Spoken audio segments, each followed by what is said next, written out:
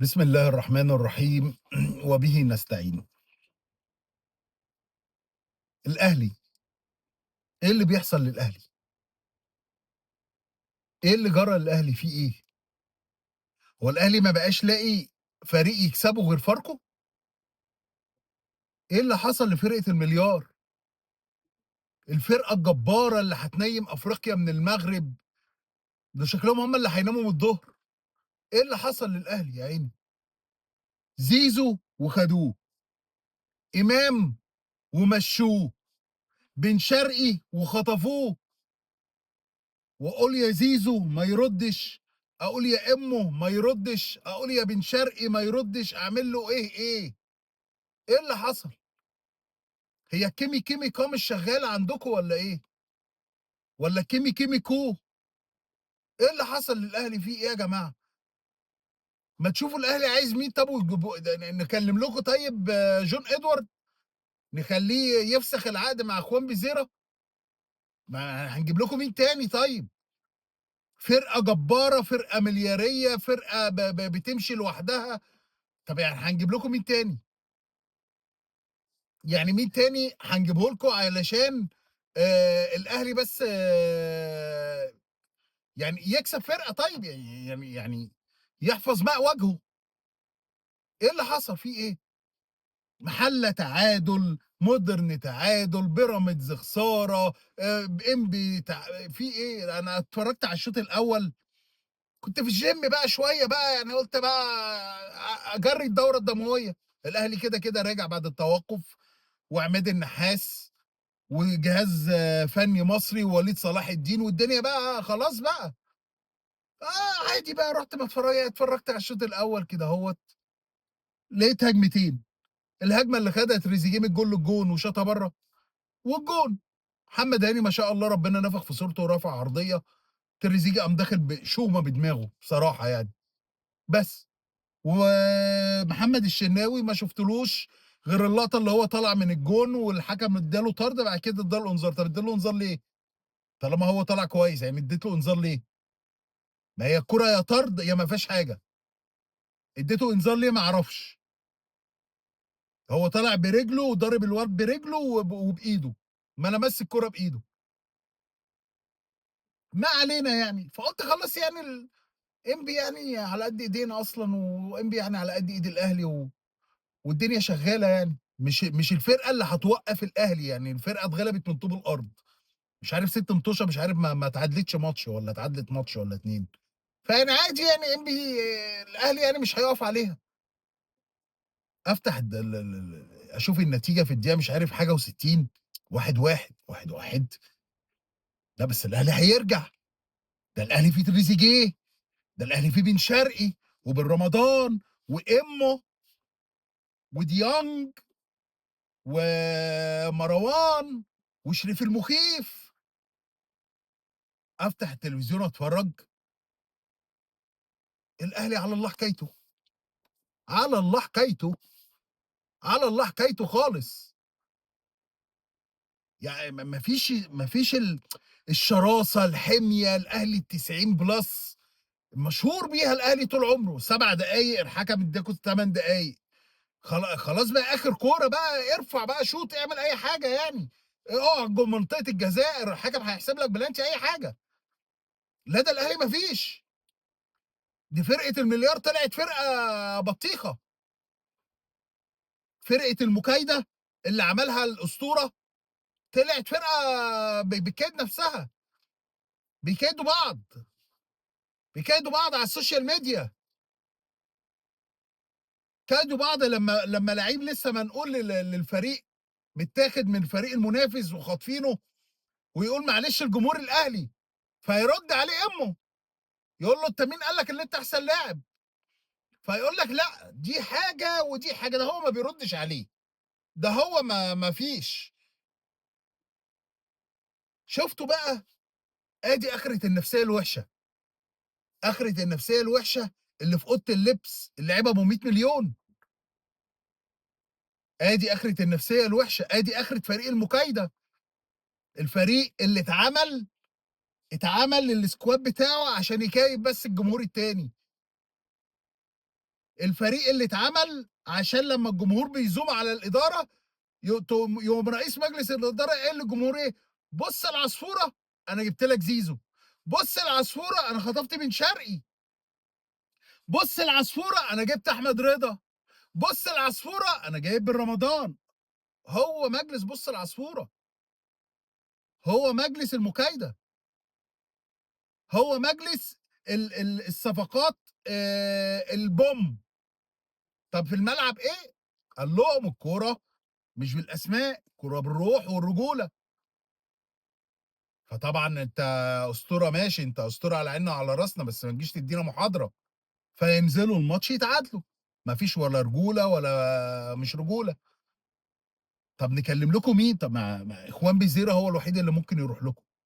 نكلم جون إدوارد يفسخ العقد إخوان بيزيرة. يا عم روح يا عم إخوان بيزيرة روح لهم هناك. طب ما أنا مش عارف نكلم مين. طب عبد الله السعيد مش هيرجع، ناصر ماهر، كارشينو، شيكو بنزا مش مقتنعين بنتايج. تاخدوا محمود بنتايج عشان انتوا عايزين باك شمال يا عيني مكان كوكا. يعني انتوا عايزين باك شمال فيمكن بنتايج دوت هو المعضله ولا حاجه. عمر جابر مش هيروح لكم. محمد اسماعيل عندكم القش، مصطفى القش، وعندكم ديفيد بيكهام. فانا مش عارف الاهلي ايه اللي حصل له. صفقات المكايده وفريق المليار، فريق طلع ما فيش، ده فريق ما فيش خالص على الله حكايته.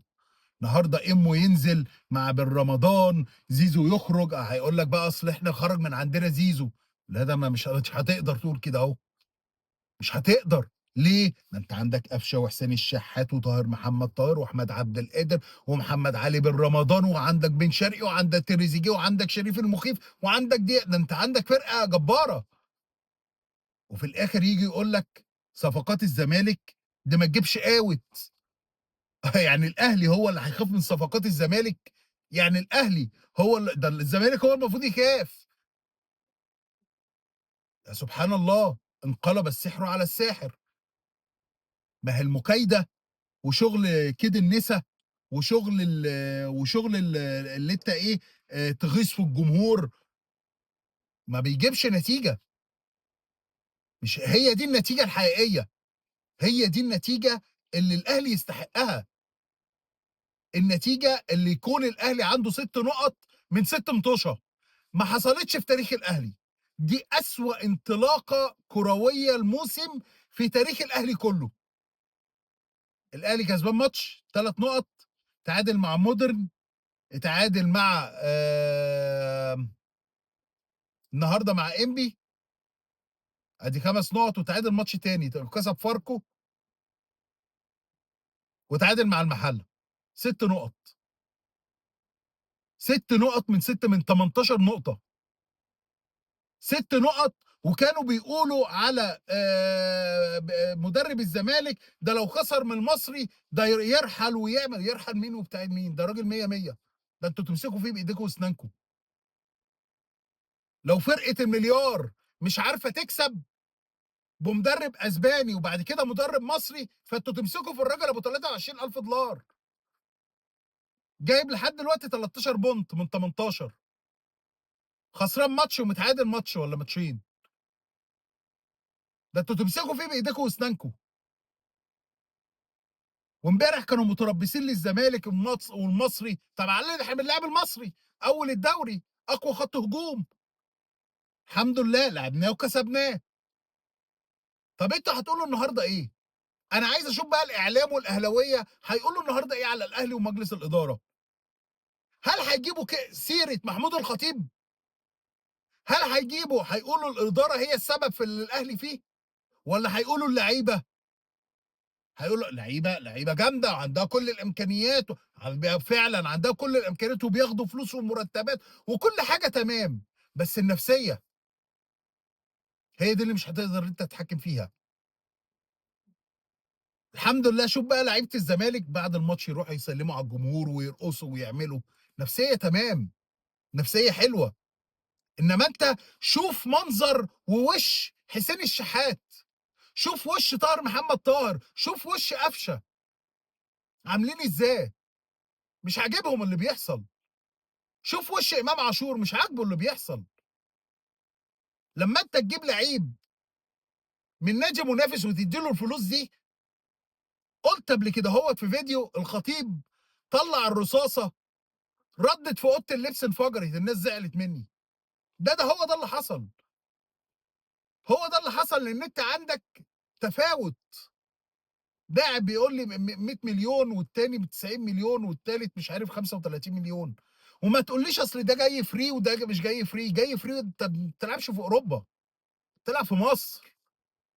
اسمه النادي الاهلي المصري، مش نادي الاهلي الانجليزي ولا النادي الاهلي الاسباني. فهي دي النتيجه اللي يستحقها الاهلي واداره الاهلي وجمهور الاهلي. هي دي النتيجه العادله اللي يستحقها فرقه اسمها فرقه المكايده، فرقه كده النسا. اشرف بن شرقي اللي انتوا رحتوا جبتوه في يناير عشان الخطيب يقول للجماهير الاهلي بص العصفور عشان الجماهير كانت زايمه عليه. وبعد كده يروح يجيب احمد رضا. هو دي النتيجه الحقيقيه اللي يستحقها الاهلي. الاهلي مش موجود. الاهلي دخل له.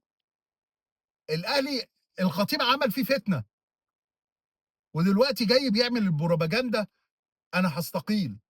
انا ما رضيتش اعمل فيديو، هستنى لحد يوم الجمعه اشوف ايه اللي هيحصل في الجمعيه العموميه. هل هيستقيل فعلا والراجل تعبان ربنا يشفيه يا رب ويعفو عنه، ولا هو بيعمل كده هوت بيقول لجمهور الاهلي بص العصفوره بعد القاء حسام غالي. يوم الجمعه مش بعيد وهنشوف ايه اللي هيحصل. بس والف مبروك لانبي و... وجمهور انبي ورئيس مجلس اداره انبي الجميل.